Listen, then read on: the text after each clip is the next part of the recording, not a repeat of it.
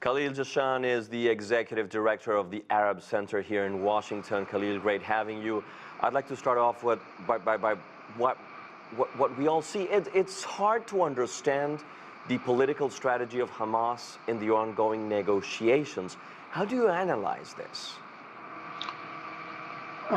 Well, I'm not privy to internal strategic thinking within Hamas, but it looks to me as an observer that at this point, considering what we've been witnessing over the past 17 months plus, survival is the key strategy that has been adopted in the past by groups like Hamas when they are faced with an enemy with the potential military power to totally eliminate, as you guys mentioned a minute ago, both militarily and politically, a resistance movement like Hamas.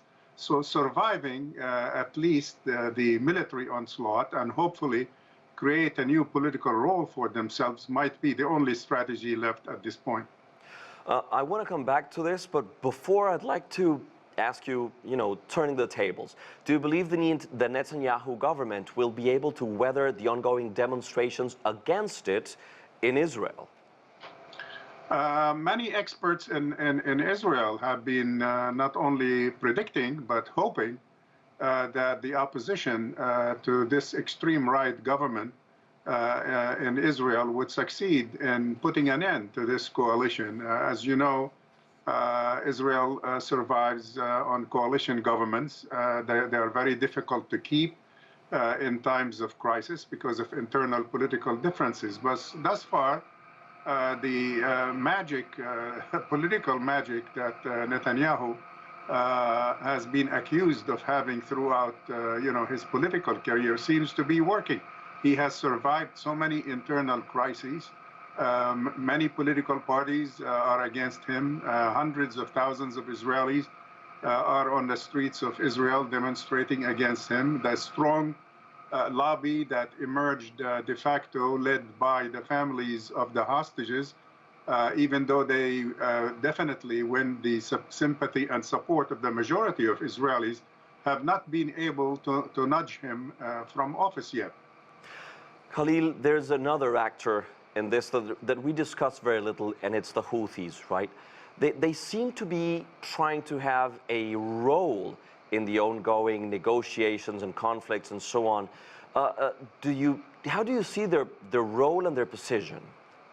Their role is simply, I think, limited to a kind of, I would say, political sympathy with the Palestinians in general and with Hamas in particular, as a resistance movement themselves, considered part and parcel of this resistance camp, if you will, or axis of resistance throughout the Arab world.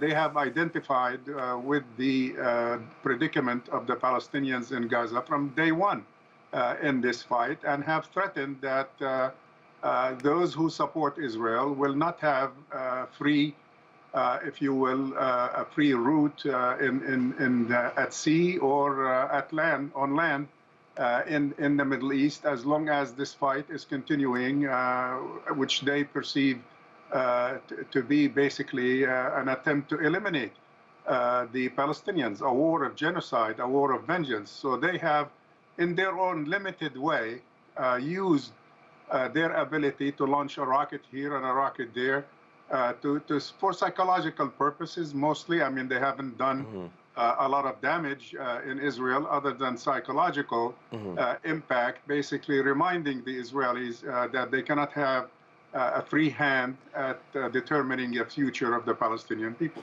Khalil Jahshan, thank you. Great having you.